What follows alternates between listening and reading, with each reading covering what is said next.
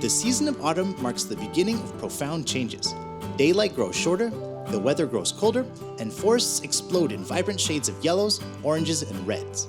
While a tree's leaves work to make energy and food for the tree during the spring and summer months, as the weather and daylight changes, the tree begins to move towards storing its energy for the winter.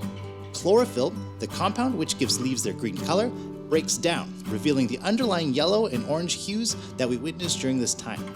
At the same time, some types of trees, such as maple trees, have additional chemical changes that are able to create vibrant red colors. This strong autumn color the maple tree produces has also been intrinsically connected to Canada, who adopted it as part of its national flag in 1965 to symbolize unity, tolerance, and peace. This origami maple leaf is a great way to celebrate the autumn season. If you enjoyed the templates used in today's video, feel free to download them using the link in the description below. Thanks for watching. If you enjoyed the video, like, subscribe, and we'll see you in the next one.